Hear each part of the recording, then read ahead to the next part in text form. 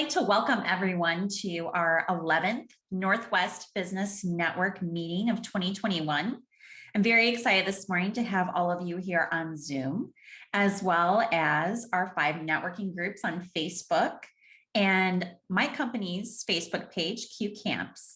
We have a lot of people on Facebook, and we're also on LinkedIn Live, I understand, as well. So very excited to have all of you here today. My name is Michelle Sherritt. I am one of the founders of the Northwest Business Network. I'm also a local business owner running 2 businesses here in Naperville, Illinois. The first is QCamp. It's a full digital marketing firm. We specialize in creating user-friendly websites, social media marketing, SEO strategy, advertising, etc. Basically anything for your digital marketing needs. And our parent company is Situated Research. It's a usability firm where we have 6 PhDs on staff who specialize in different areas of usability. So we test video games, we work with software companies, and we also test every website that we build through QCamp, our sister company, to ensure that it's user-friendly. Before we begin this morning, I'd just like to do some brief housekeeping items for the Northwest Business Network. First of all, I'd just like to let you know that we do have 5 powerful networking groups within our division. We have the Naperville Business Network, we have the Oak Brook, Northwest, Windy City, and North Shore. The group started back in 2008 on LinkedIn and have grown to be the largest networking groups online in these areas. We decided to take the groups live about 2 years ago, and we now have over 332 paid members. We're still growing even during COVID. So if you'd like to become a member, just visit our website. As most of you know who are attending today, you've attended our other meetings this year and they've mostly been virtual. We had a few in-person meetings this summer when things died down with COVID, but then we started back up virtually. And we will continue to do so through the end of the year. Our in-person events, we're excited to announce, will start back up at the beginning of 2022. Even during the pandemic and being online, we've gained new membership and have kept our current members. So we're excited about that. And we did that through offering additional advertising opportunities for members, as well as connecting members not only with other members to help them to grow their business, but also with people within our community who are not members. We've made a lot of connections throughout the years by running our 2 businesses here in Naperville. We've made a lot of connections. So we've been trying to help our members out to grow their business during the pandemic as much as we could. If you'd like to learn more about membership, advertising opportunities, or any of our upcoming events, just visit our website at nwbiz.net. Today, because we are on so many different platforms, we're on Facebook Live, 6 groups, we're here on Zoom, we're on LinkedIn, and we're going to keep everybody muted. I am going to have Q&A at the very end. I'm going to keep it to the end. So if you do have questions or thoughts or anything that come up, just put it in the chat box if you're on Zoom. And if you're on LinkedIn or Facebook, just put it in the comments section and we will get to it. So let's go ahead and get started. So today you are here, the workshop is called How to Do Competitor Research to Generate Content. And of course, raise your search ranking on Google. So before we even dive in or talk about anything, I want you to ask yourself a few questions. The first one is, do I currently rank on page 1 of Google? So you guys know that, you know what your ranking is. And if you don't, why do you think that is? So some people are putting in the comment section here on Facebook and LinkedIn that someone just put, I used to be on page 1. I'm not too sure why I'm not anymore. Okay, well, we can talk about that a little bit later on. Others are saying that that's why they're here today. Some people are saying that they've done everything that they can do, that they think that they can do, and they're not sure what else they should do to be on page 1. Some people are saying, maybe I don't want to be on page 1. So you're all here today because you recognize, first of all, that you're not ranking on page 1. And second, you're not sure how to get onto page 1. And third, you understand that it's important for you and your business. That's really the key here, is that you understand that this topic is important for you and your business in order to gain new customers, new clients. So thank you for taking the first step and attending today. Now, by no means will this workshop today be your golden ticket to getting onto page one and sending you over the edge. But what I hope it'll do is to help you to get started on the journey. We all know that there are different facets to ranking on page one. There isn't just one thing that you can do to be on page one. We know that blog posts are important. We know that exposure for our company or our brand is important. We know that ads are important. Connecting with influencers within our market space is important. And posting good, engaging content consistently. All these pieces and more help us to rank on page one. But what I hope today's talk does is I hope it gets you put into the right direction and that you can take away at least one piece today to implement on your own. Now, the reason why I say this is because our team has been doing market research for the past 6 months. And we've been doing market research on the influencers within our space, so social media marketing. We've figured out who our top 3 influencers are. Yesterday, we had a workshop on hashtag research. We talked about influencers, how to find them, how to connect with them, why it's important, all of that good stuff. So if you missed it, you can go on to any of our websites. You can even go on the naperbiz.net website, the recording's there. If you registered, you got the link yesterday. If you need it, just put it in the comment section and my team will go ahead and email it to you. Just put your email address. You can also PM us the email address if you're on Facebook and we'll get that to you. But we talked about influencers and how we go about finding them, and every business has them. And so anyway, the past 6 months, our team has been looking at our influencers within our market space, specifically social media marketing. And we've attended courses, we've attended free workshops, and we've gathered all of this information to see what are our influencers doing within our space? How can we get an edge up on them? And time again, pretty much every time, we figured out pretty much that these people are just really good salespeople. They didn't really give us any tangible information that we could go implement on our own. And I was saddened by it because I'm like, these people are being had. I mean, I felt really bad. And a lot of people are like, oh, so you had your marketing department do this. They understand marketing, or maybe they had an ego and they were like, these people don't know what they're doing. No, we had our graphic designers. We had our web developers. We had our content writers. So different people from different pieces of our company, not just our marketing department, attend these courses. And these free courses, like this free workshop, would lead to another free workshop, and then a week-long workshop. And then it would lead to you spending $5,000 on a course. And we did purchase some of those, and we did go through those courses. And there were things that we could implement on our own, but there were things as business owners that we didn't want to implement on our own. We're just like, you know what? We're not marketing people. We don't want to do this. So I'm not speaking for myself. I'm just speaking for like my web developers, my graphic designers, and content writers on my team. So I'm going to talk to you today about getting on page one and what you can do and some things that you can do. But I don't want you to think that this is going to be a fluff. I don't want this to be a fluff workshop where you're like, yeah, she pretty much scared me and I don't even want to touch this. I want you to take something away from it. So today, what are we going to talk about? The workshop, we're going to talk about competitor research. That's the title. We're going to talk about keyword research as well.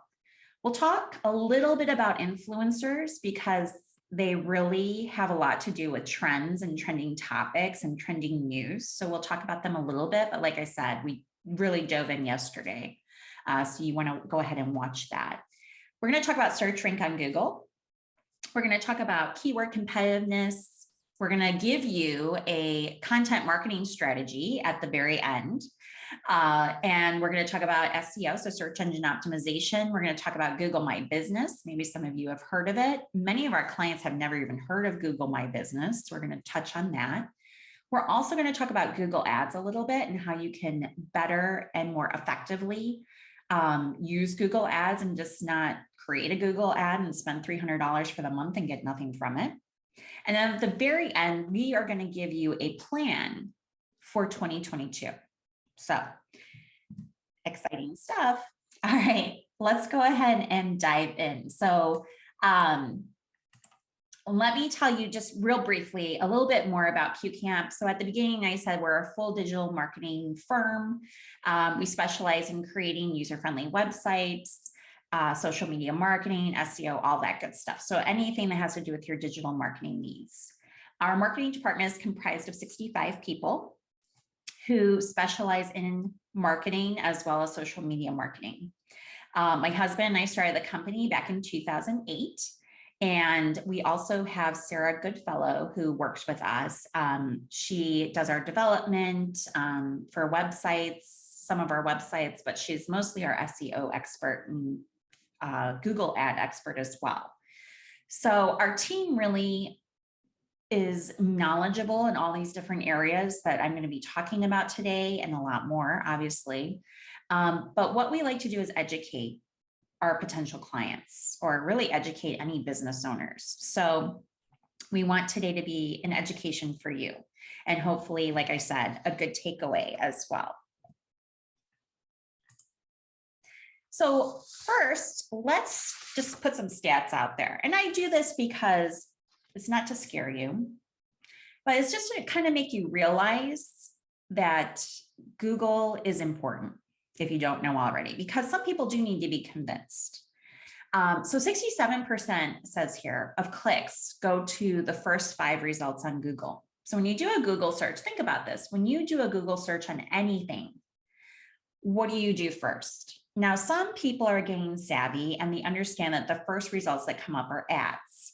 So these are ads, Google ads that people have paid for and are ranking for. So their ads come up when people type in certain keywords and key phrases. And so people think that that's the first link that they should be clicking when they do a search. So they click on it. Well, that just costs that company money. And the only reason why it was number 1 is because it was a paid ad. It's not necessarily on page 1 of a Google search. So those ads, you really don't want to click on either, because then it does retargeting and remarketing. So what does that mean? That means like if you click on one of those and you go to Facebook later on in the day, their ads are going to start popping up on Facebook for you. Have you ever wondered that? A lot of people are like, oh my God, my phone's listening to me, or this is creepy. Yeah, it's retargeting. So it's because you've been clicking on those ads, and then it'll start tracking your search as well for everything that you search for. So don't click on the ads, click on the actual search results that come up after the ads. So think about it. So 67% of people actually click on the first 5 results that come up. So that's huge. Research does show that businesses that rank below the first page of results on Google only get 0.78% of clicks. That's like nothing. In fact, the first 5 organic search results account for those 67 clicks. So think, how do you want to rank? So again, these stats aren't to freak you out. They're just to let you know that Google is important. So let's talk a little bit about competitor research. Competitor research really is just trying to figure out who competes with our company. So whenever we work with a client, we always spend the first week doing a marketing plan. And that marketing plan consists of the very first thing that we do, which is competitor research. So we figure out who your top 3 competitors are within your local area. We do that because you're really competing with them. And then we pick one nationally known company. Some clients are like, why do you do that? Because some nationally known company, they're nationally known. They're nationally known for a reason. They probably have a marketing department. They probably have an ad spend account of 10,000 plus a month. They're huge and they must be doing something right. So we want to research them. Our 3 local competitors, basically just do a Google search. of your area with keywords that you believe people would type in to find your business. And then see the top three that come up. Now, some of our clients know right off the top of their head who their top three competitors are. They're like, oh, blah, blah, blah. And we're like, okay, great. And then we do our Google search and we do our research and we're like, you know what? You think that they are, but they aren't. We went to their, ranking. They're on page 4. We went to their social media accounts. They have like 100 people following them. No consistent posting, yada, yada, yada. It goes on and on and on. And some of our clients are like, whoa, I really thought that they were a competitor. So anyway, we find the top 3 competitors and we find a nationally known competitor. We look at their website content because that's important. We look at any articles or blog posts that they do, and if they're consistent with that. We look at their social media pages big time, because that's where they're getting engagement. That's where they're starting conversations. That's where they're getting their customers. We also can tell right off the bat if they have a Google ad running or not, because it'll post on Google when we do the search and their company comes up. So we look at all of this. And the reason why, again, we need to know what our competitors are doing, but we also need to know what type of content they're posting. We also need to know, are they posting a lot of videos? If they are they getting traction from it? Are they just posting tips? Maybe they're posting weekly tips and those get a lot of engagement. So we look at all of this. We look at different trends, a whole bunch of stuff to set ourselves apart. So I say ourselves, we always take on our clients as like it's our own company, it's our own baby. We're trying to get exposure to it. So that's why I say that. Google is awesome. So a lot of people are like, I hate Google. I hate search rankings. Why do I have to be on page 1? Why does Google dominate the market? Yada, yada. I will tell you, being a marketing person, that Google is amazing. Google's keyword research tool is awesome. It's a free tool. Google has all these free tools. They have, Google Analytics, Google's keyword research tool. They have all these tools, Google My Business. And it's all to get you exposure. It's all to help you to get exposure. So anyway, with the search tools, it helps us to figure out our content marketing research. So we can look at keywords for our industry. We can look to see if those keywords are popular or not. We can look to see the competitiveness level. So as you can see here on the right, you can see how it ranks these keywords and key phrases. So you have the keywords, you have the key phrases, you can see how many searches come up. You can see the competitiveness. So is it high? Is it low? Is it medium? And then also, if you use these keywords or key phrases, how much are you going to be spending when someone clicks on your ad? That's important too, because if you put barbecue, so this was for pizza ovens. If you use the keyword BBQ for barbecue, you can see that the competitiveness level is low, but you're going to be spending $1.03 every time someone clicks on your ad. So how much do you really want to spend? Do you want to use the word barbecue? Do you want to spell it this way? Do you want to spell it that way? So there's all these different facets to it. Maybe gas barbecue is what you want to use. So it's 69 cents. So you have to kind of look at this. Do you necessarily want to choose the highest competitive words or keywords? No. Because why? People type in pizza oven, you're most likely not going to come up. Because these people, this is high ranking, very high ranking. The competitiveness is high. Competitiveness means how many people are using this keyword. So you want to use other words like pizza, separate it from oven, maybe barbecue, whatever the case may be, we would have to look into it. But just to kind of understand a little bit about Google search tools and understand how to use it and how it affects everything is important, because you could run an ad and use pizza oven or BBQ and they're high competitiveness words and you're not going to come up, because in Google only 3 or 4 ads come up. And think if the competitiveness is pretty high, you're not going to be listed. You're kind of wasting marketing dollars. And if your ad somehow does pop up due to Google's algorithm, you're paying $1.03 per click. So all these things come into play. So like I said, yesterday we talked about influencers and how to find them within your industry, what to look for, yada, yada. Just real briefly, influencers basically are people within your industry who are having a huge following. They have a couple 100,000 people following them. But again, like I said yesterday, that's one piece of it, because if they're not getting engagement on their posts and things that they're talking about, they're not an influencer. But you look at that, you look at their following. So they have a huge following. They have a lot of trending topics. They have a lot of people commenting. They have a lot of people liking their posts. So you have to do a lot of research to figure out who your influencers are. But basically, these are people that you want to build relationships within your industry.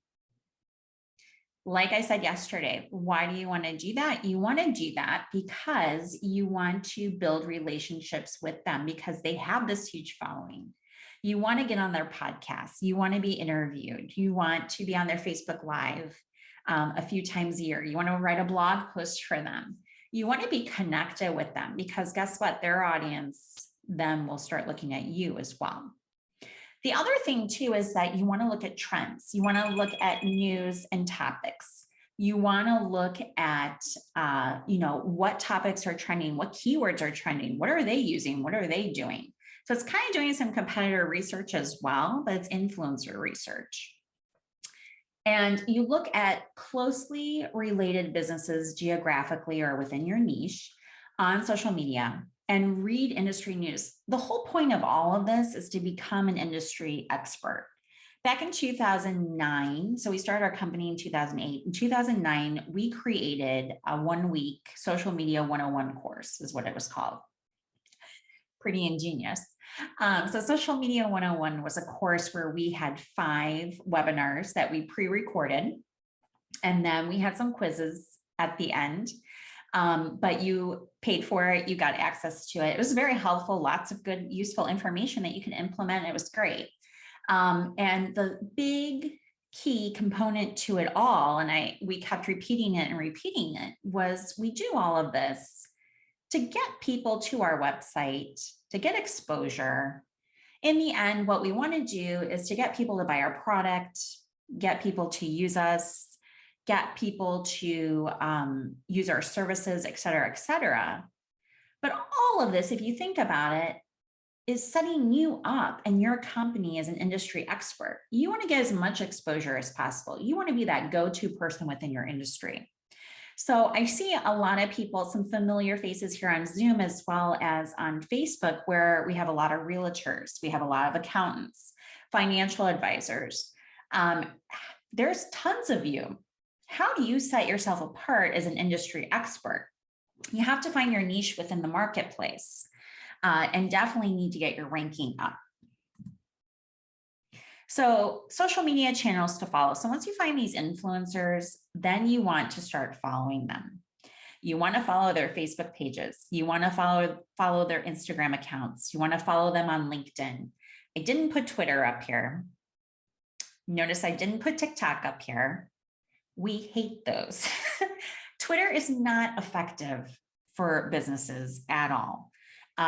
Twitter just does not work. It's great to follow people, and it's great for trending ideas and trending topics and news. Otherwise, that's it. TikTok, we have a few clients who have created some TikTok videos. They're fun. They're funny. None have ever gone viral. One was really, really well done, and it got a few hundred likes, but they gained no business from it. So they're not on here. We really want to focus on Facebook, Instagram, and LinkedIn. So follow them. This is the same thing with your competitors as well. Follow them on Facebook, Instagram, LinkedIn, whatever platforms they're on. But for Facebook, look at their posts. Once you start following them, their ads will start popping up on your feed. within Facebook. So you'll see exactly what they're posting and what they're doing, if they're offering courses, if they're offering workshops, if they have a podcast channel, all those things. And look at the content that they're posting as well. Same thing on Instagram. Instagram's all about videos. So look at those videos, see what the engagement is. All of this is just to see what the engagement rate is, where they're gaining a lot of traction, where you fall short, and what you could be doing. Again, with Instagram, we talked heavily about Instagram yesterday, about hashtag research and then how to come up with content to use those hashtags in. And then, of course, LinkedIn, looking at the articles, looking at the posts that they put up and the different trending topics that they talk about. So this is just, this is totally hypothetical. But let's say I just want to give you an example. So let's just say I am in fashion and I have my own blog online. So I blog about different fashion designers. So I want to find influencers within my industry. So this is just kind of to show you that I don't necessarily, my influencers may not be other fashion bloggers. They may be fashion critics. They may be fashion designers. They may be fashion stylists. So these are all hypothetical personas, we call them. So personas are just people we're making up, giving them a face, a name, a title.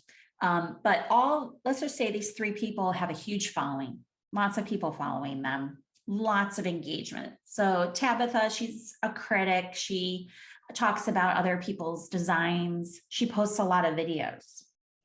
And we notice that that gets a lot of traction. But then she goes beyond that and she engages with her audience by asking questions. So if I was a fashion blogger, I would be like, oh, that's a good idea. She's gaining a lot of following, a lot of engagement. I think I'm going to start posting some videos in my blogs. And I think I'm also going to be starting to ask some questions. Elena here, she's a fashion designer. She posts lots of videos as well. She shows the process of designing a piece. And she also has a podcast that talks about design. Well, guess what? I kind of want to get into Elena's realm. I want to get into her face. I want her to know about me. I want to contact her because guess what? I want to be on that podcast. She's got a couple 100,000 people following her. That's someone, an influencer within my industry that I want to connect with. Juliet, she's a fashion stylist. She posts lots of videos as well. So I'm not seeing a trend here. These three top influencers post a lot of videos. I'm not posting any videos. I need to start doing that. She does reviews of runway shows. Well, that's kind of interesting. That's different. She's getting a lot of traction with that, which is kind of cool. She actually does interviews with the designers, which is even more interesting. And I'm like, hey, as a blogger, maybe I should be doing that. And she writes tons of blog posts. So I, of course, would look at the topics that she writes about and things like that. So this is just an example, but I want to get in contact with these three influencers. Definitely want to get in contact with them, but this is the different things that I'm monitoring, I'm seeing. So you can tell that once you pick out your three influencers, this goes with your competitors as well, your top three competitors, and you list things out like this, you can pretty much figure out what's the trend, what's working, what's gaining the most engagement. You can also look at it and be like, let's say none of them are posting videos. I could look at this and be like, I'm going to start posting videos and set yourself apart. We're working with a local client right now who we just completed their marketing plan a few weeks ago, and now we're doing their social media marketing for them monthly. But we looked at their top three competitors and even the national company, and they were posting the same thing over and over again. And so basically what they do real quick is they set up those yard signs in the yard for birthdays, anniversaries, things like that. You've seen them around. So all four companies were just posting like, oh, hey, it was Sammy's birthday today. Happy birthday. And that's all they're posting.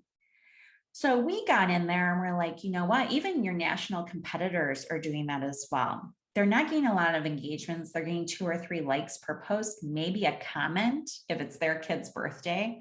They're commenting saying, oh yeah, Sam was pretty excited, yada, yada. Who cares? Yeah, your signs look great. That's good. But what's setting you apart? So what we did is we started a campaign where we have testimonial videos now of the kids, and they'll crack you up.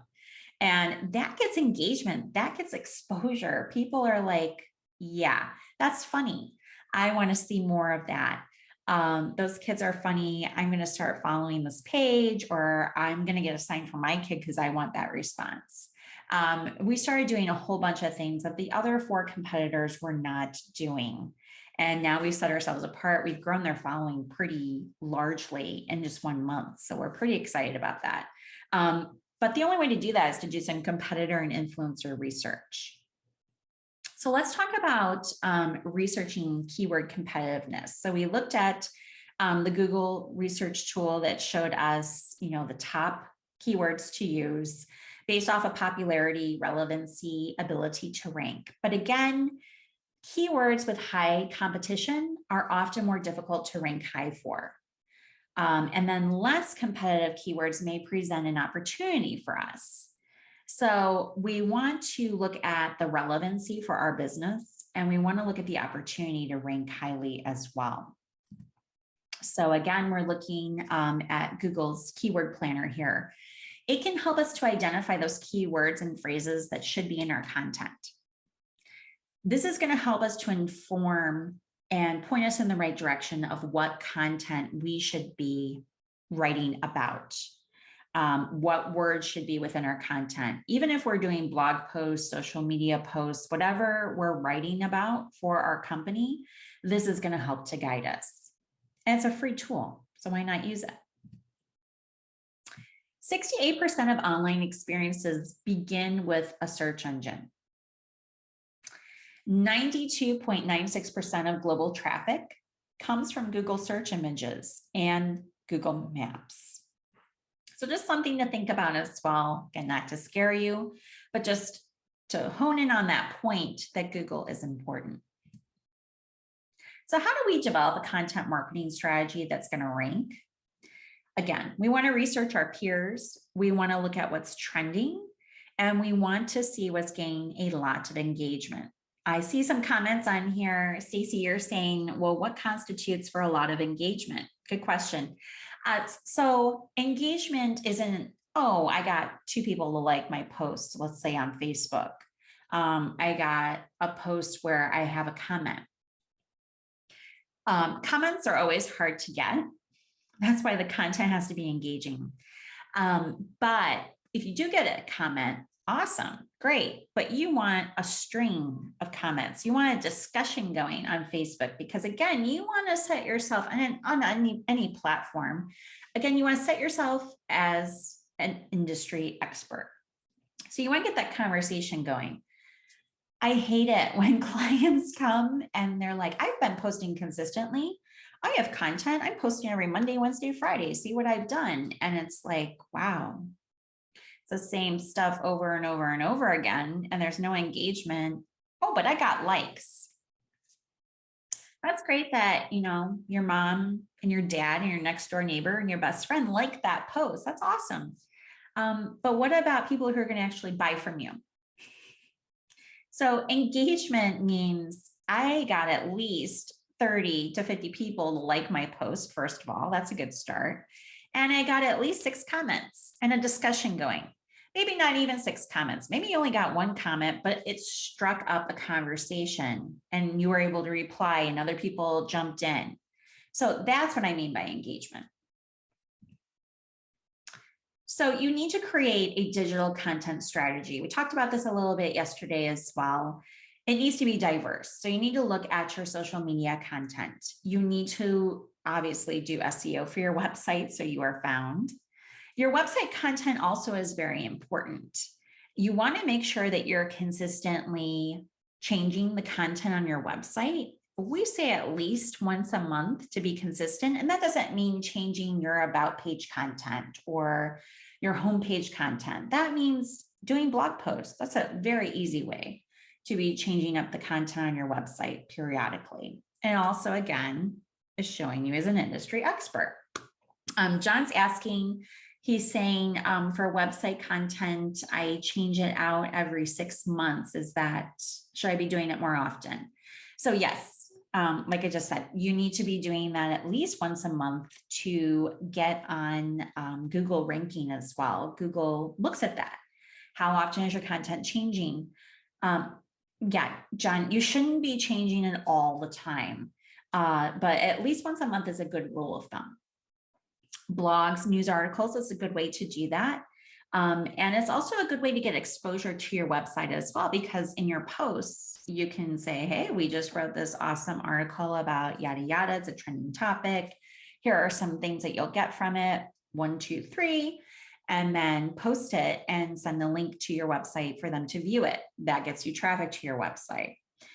Google Ads as well is another component of this. So how do you create your Google Ads so that they're within your digital content strategy?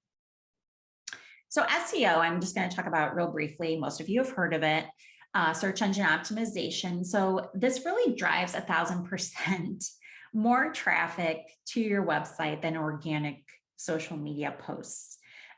It's prioritized by good user experience design, security, and relevancy to the search performed by the user. So your rank is based on relevancy and usability, that user experience. So I had told you earlier when I introduced myself with the group that I run 2 local businesses here in Naperville. One is QCamp, and then our parent company is Situated Research. So you can go to situatedresearch.com. We have 6 PhDs on staff, including my husband, Dr. Matthew Sherritt, and they specialize in different areas like information architecture, I'm trying to think, psychology, communication, usability, and other different areas. And so they're able to, when we create websites through QCamp, we're able to apply their knowledge to every website that we design. We also run it through testing as well with actual users. We have a database of a couple 100,000 users throughout the US. So we can put in different criteria and they can test the website as we're building it to give us good user feedback. You know, maybe the menu structure isn't correct. Maybe the labeling of the menu isn't correct, things like that. Maybe our SEO isn't well done. Maybe the content on the website isn't good. Maybe the layout of the website isn't good. So just to kind of throw that out there, but relevancy and the user experience to your design plays hugely in SEO as well as your search ranking. So there's different search rank metrics, and just to save on time, you know, we all know about backlinks. We know about local results, domain authority. I'm just going to touch on these a little bit for those who don't know, but these are all pieces to your search rank as well. So like I said earlier, this workshop, I hope you take away just one thing that you can implement. This could be beyond the scope of a local business owner or a marketing person, but know that this is a facet of your search rank. So keyword usage in SEO is huge. So how well your pages are optimized on your website. Are you using keywords of interest? Do you have image alt tags, headings, and content? Do you have people backlinking back to your website? Because your domain authority is very important. Google looks at how popular is your website? How much traffic are you getting to your website? If your competitors are getting way more traffic to their websites than you are because they're posting more, they're using the correct keywords, key phrases, trending topics, etc. They've established themselves as an expert within the industry.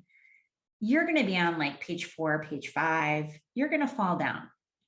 And also local results. Just personalized results are likely for search queries that reflect your interest or geographical area. We know that. Google My Business. There's been a lot of comments about Google My Business I see here on Facebook.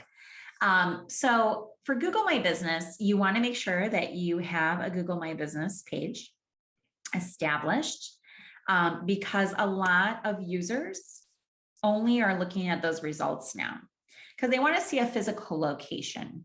So we just did a random search, pizza delivery Naperville. We made it very specific because had we just used the keyword restaurants, what would have come up on Google is restaurants near me. We would have clicked that.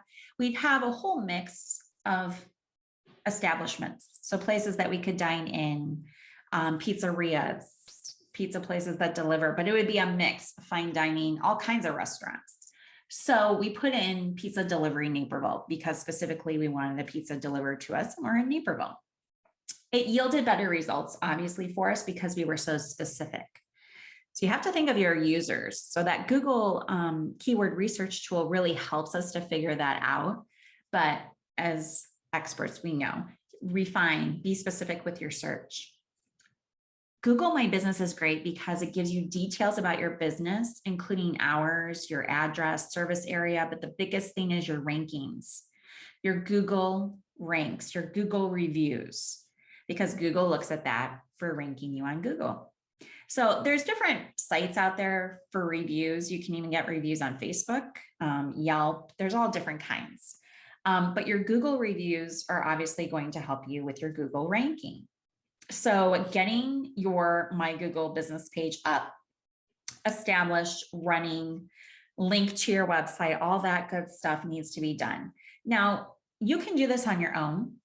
You can Google how to do this, but sometimes it's a little complicated for some of our customers and some of our clients, so we just do it for them. You have to link it to your website and things like that. So if you're interested or you're like, I'm not on Google My Business, how do I even go about this? I don't have the time, just reach out. So using Google My Business, like I said, it helps you to raise your local search rank. Search rank varies by location and user interests, and Google My Business and user reviews help with that ranking. Google Ads also help. So we did a Google search here. You can see how the ads popped up first. You can see that. Again, don't click on ads unless you want to be tracked. Click on the first link underneath those ads. Just a helpful tip if you don't want to be tracked and bombarded with advertisements on every platform that you're on. And just to let you know too, around 3.5 billion searches are performed on Google a day. That's crazy. That's insane. What did we do before the internet? Everybody's like yellow pages. So with Google Ads, like I said, those are always when you do a search. So we put in pizza oven, those ads come up first. So according to Think with Google, 30% of all mobile searches are related to location. That's pretty interesting. 76% of people who search on their phones for something nearby visit a business within a day. And 28% result in a purchase. That's huge.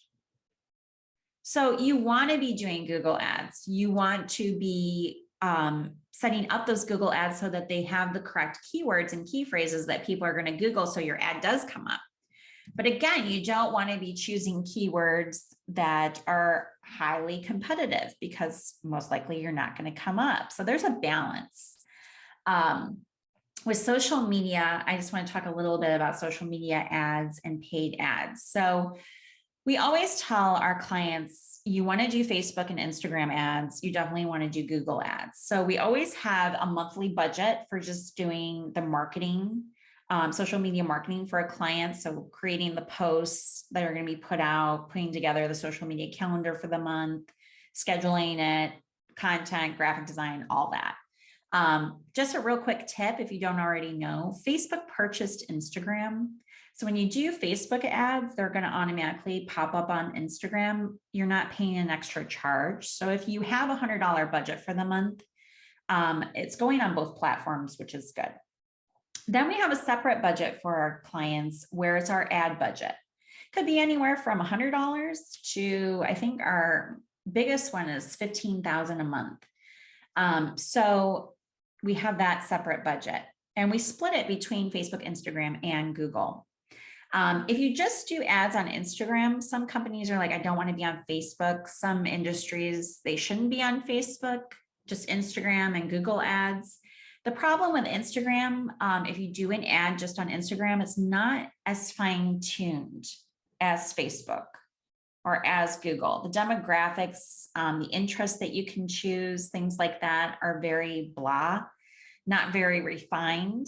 So it's always good to be on Facebook, post those ads so that you can define your demographic and really hone in on that demographic. And then the Google ads are very effective if they're done correctly. I see some comments here. Karen is saying, I do Google ads. I spend about $300 a month, but I see no results from it. I get maybe 4 or 5 clicks to my website, which is great. It's increasing traffic to my site, not as much as I would like, but I'm not getting any business from it. My phone is not even ringing. Okay, so Karen, sorry, your name escaped me. You have to be doing the ads effectively. You have to do that keyword research, competitive research, influencer research to make sure that your Google ad is effective.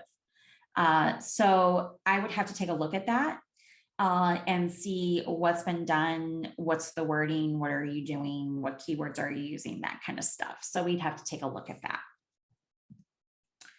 Targeting paid ads to raise conversion rates. Like I said, your demographics are very important: age groups, location, gender. We did a workshop a few months ago, and we talked about ads, and we talked about how you figure out who your target audience is. So you have to know who your target audience is. You should have within your business plan, when you first started your company, a list of who your target audience is. You should know by now as well, if you're selling a product or a service, who's buying your product or service. What's their gender? What's their age group? What's their interest? Yada, yada. So just to save here on time, because we are almost running out of time, you can see that you want, one tip here is don't compromise engagement for more sales. Make your ads relevant. So Karen, we would look at your ads and just see and make sure that you're gaining engagement. Sounds like you are a little bit, and we would look just to make sure that your ad is relevant. So content marketing strategy, create a content calendar every month. So I'm not too sure if you're gonna be able to see this or not. We do ours manually. We don't do it on the computer at first to come up with ideas, but I'm gonna hold this up here. Hopefully you can see it. But we just print out a calendar for the month before, and then we go ahead and we put our topics. So most of our clients, we post Monday, Wednesday, Friday. And other clients, we do Tuesday, Thursday. It just really depends on the industry and their audience, but mostly Monday, Wednesday, Friday. And we try to scatter in their videos, testimonials, weekly tips, news, media highlights. Maybe they've been on a podcast, maybe they've been interviewed, I don't know. But we kind of scatter that about the content calendar. Once you create one of these, it's very easy to go into different tools like Hootsuite or other platforms, create your content, do your graphics, and get it out there. So create a content calendar. I'm sure you've heard this before. After you've done your competitor and influencer research, you've done your keyword research, generate your content. After you make that calendar, it's so easy to do. Maximize your engagement. Do this through news, blog articles, discuss controversial topics, generate interest, start engaging discussions into the comments section. Your social media posts are really important. Discuss those trending topics and interesting information for your business niche to generate conversations. You want to generate those conversations. You want to establish yourself as an industry expert. And also, again, please, very importantly, and I put this in here just because we build websites, create website content, make sure that you are ranking higher within your industry by using specific keywords, using SEO. If you know anything about SEO, focus on long tail keywords. If you don't, please look it up. They're less competitive. So I'm not letting you go yet, but I want to talk to you real quickly about the marketing course that's coming up. And then I'm going to give you that marketing plan for you for 2022. So don't skip out yet. Then we're going to do Q&A. So the marketing course is going to be for 1 week. We're going to do it at 11 a.m. each day. It's going to be the first week of December. We're going to have a Facebook group page where after you sign up, it's dedicated and it's private only to you. So after you register, it's just you and everyone who's registered for the course. So it's private. So if you miss a day of live instruction, you can watch at any point All the worksheets, guidelines, and things like that will be on that page, always accessible to you. This is an interactive course, week-long course. It's live, it's not recorded, and it's going to be hands-on. So you get live instruction each day. We're going to answer your questions as we go, day or night. So you can email us, you'll have contact information, you can do it on the page, you can do it during the live instruction as well. And we're also going to include one coaching session with you to review your social media marketing, what you're doing right, what you're doing wrong, and helping you to start you on a plan. Now, we don't know how much this is going to cost yet. We don't know how you're going to register for it yet. We're still putting all those pieces together this month, but everything will be announced before Thanksgiving so that you will have that information. Also, if you attended today on Zoom, I have your email address, but if you are on Facebook Live or LinkedIn, you can PM us your email address. I'll be more than happy to send you the information about this course. So next steps, what's your strategy? So for November, what we want you to do, and this is for the next coming months, we want you to generate a 2022 content strategy. We want you to look at your marketing goals, and we want you to think about the keywords of interest for your company.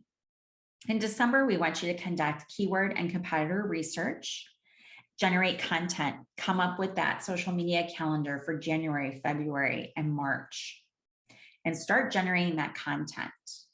In January, begin your multi-channel content marketing campaign. So for January, February, and March. In February, start examining, look at your search ranks, see if they've gone up. Look at your social media analytics, tweak your campaigns, look at your Google Analytics as well. So these are all things that we talked about in yesterday's workshop. And you can refine. You can say, oh, I posted a bunch of videos for January, didn't get a lot of engagement or traction. Maybe I'll change that up for February and March. Or maybe I'll only do 2 or 3 videos for the month. You change up your strategy. We do this all the time for our clients. We refine and rework things. So this is your strategy plan for the next coming months. I'm going to leave up my contact information. I'm actually giving you my cell phone number. This is my personal number. Please don't spam me, but if you have questions or want to connect, feel free to call me or text me. This is also my personal email address, so you can email me personally, and then our website as well. So I'm going to leave this up. We're going to go ahead and do Q&A. We have about 6 minutes here. So the very first question, Janet on Facebook is saying, I was on page 1 and then I fell to page 4. How is that possible? Without specifically looking at the efforts that you've done in the last few months, I wouldn't be able to tell you. My guess is that you probably are not posting consistently. And by posting consistently, I saw this question come up as well earlier. What I mean is, if you're going to post on Mondays, Wednesdays, and Fridays, be consistent, do it every week. Your audience is going to start to expect that. So you want to make sure that you're consistent. Maybe the type of content that you're posting has fell off a little bit and isn't as engaging or isn't as interesting. So that could be, not making a lot of people come to your website. So there's different possibilities. We'd have to take a look at that. Chris is saying, I do Google ads all the time. Actually, for the past 3 years, consistently, I spend about $500 a month, but my ranking has not changed. Should I be spending more? This is a question that we get all the time. So Chris, the answer to that is it depends. So we have some clients where they're spending $5,000, $10,000, $15,000 is our most per month on Google ads. And they're bigger clients, obviously, bigger companies with bigger budgets. But you can be just as effective as someone who's spending $100 on Google.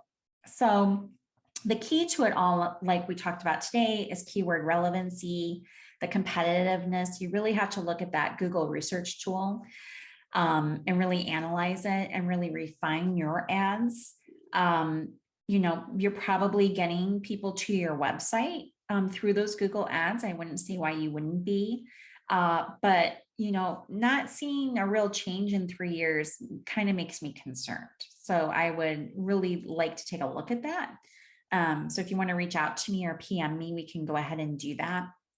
But how much you spend, I mean, of course, if you're spending $100 a month compared to someone who's spending $5,000, they're going to get exposure, especially if they're within your industry, they're really going to get exposure. So their ads are going to pop up way before your ad does, just because they're spending more. So you need to take that into consideration. So that's why that competitor research is so important to do. Speaking of that, Stacy's saying, how do I figure out who my competitors are? So that's a good question. We talked about this in yesterday's workshop, but simply doing a Google search really can help you out.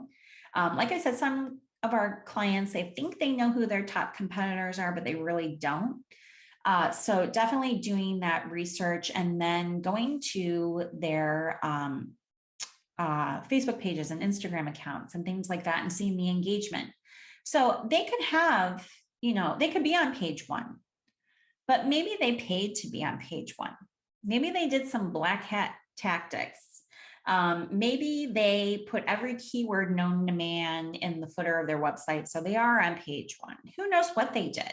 So that's why you really have to do this research to be like, oh, okay, they are legit. They have a good following. They get engagement. They're a competitor of mine. Karen's saying, how much is your course coming up and for how long will the sessions be recorded? So I'll go back here. So again, it's going to be the first week of December at 11 a.m. We're not too sure how much the course is going to be as of yet, but there will be a dedicated Facebook group page. So all the recordings will be on there. So if you miss a day and you can't be on with us at 11 a.m., you'll still be able to see the recording. Josh is saying, how do I find influencers within our industry? It's kind of the same way that you find competitors, just doing a simple Google search. Find their Facebook pages, their Instagram accounts, their social media accounts, start looking at their feeds, seeing if they are getting engagements, comments, likes, responses, discussions. If they are, and they are a true influencer within your industry, like their pages, because then their ads will pop up on your timeline. And you're basically being a spy. For the past 6 months, we've been doing our market research on our influencers within social media marketing. Like I told you earlier, we're being spies. We're seeing what are they doing that we're not doing? Or what are we doing that they're not doing? Or how can we do things differently? And like I said, what we figured out pretty quickly is that they're really good salespeople. They're giving a lot of fluff. They know what people need to be doing. They're telling you what to do, what needs to be done. They're giving you a lot of facts and stuff to kind of freak you out. But it's all fluff. It's not tangible information where I could take it and today go back to my office and do it. So that's where we're like, that's what sets us apart, because if you learned anything today, we gave you a lot of information in this workshop, a lot more information than we probably should have, a lot more information than our competitors or influencers within our marketplace would have given you. So yeah, just so now we know. So we're not going to charge you for something, this week-long course in December. We're not going to charge you for something that's just fluff and is a freak out course. So you're just like overwhelmed. That's another thing too. They just overwhelm you and you're like, I don't even know where to start. I'm just trying to run my business. Just you do it. So then it's like, okay, well, I paid for this course. In some cases, $5,000. And now I'm hiring this company to do it because obviously they're knowledgeable. I feel they're knowledgeable. And yeah, now I'm paying even more money. So don't go down that rabbit hole. So many of our clients have. And so with the competitor and influencer research, you're figuring that out like we did. So that's just an example. It's 10:31, but I'm going to take one more question. Monica says, how do you know what social media channels to be on? I am a startup. So Monica, I would really have to look at your industry and see what your company is all about. Look at your website to determine what social media channels you should be on. Rule of thumb, really, I would say, is LinkedIn, Facebook, and Instagram. And pretty much any industry. I mean, we have a radon mitigation company that we work with, and we have them on Instagram. Radon mitigation. We have attorneys that we have on Instagram. We're doing funny videos that are getting traction. They're also on Facebook. So all industries are different. All businesses are different. Niche markets are different. Your offerings are different. So we really have to dissect your business first, especially if you're a startup. You may not even know what direction to go in either. So something to evaluate too. We always, with our clients, it always ends up with us doing a little bit of, branding for our clients and, doing some business research for them and business management and, kind of going through their business and helping them to scale things and do things differently. So, and that's fine because, like I said, we have a lot of people within our company that are knowledgeable in different areas and we can help you. So it's 10:32, we've gone over. So if you have any other questions, you have my contact information, please do reach out. I really hope that you will also go back to yesterday's talk and check that out on #research because that was pretty important. And we talked about how to find influencers as well. I do want to thank everyone again for attending here on Zoom as well as Facebook Live. If you have questions about the Northwest Business Network, about membership, upcoming events, etc., you can visit the website at nwbiz.net. And again, I want to thank you all for attending today. This is the first step to getting onto page 1 of Google. So I hope you took away something that you can go ahead and implement today. Thank you so much, everyone, and have a good one.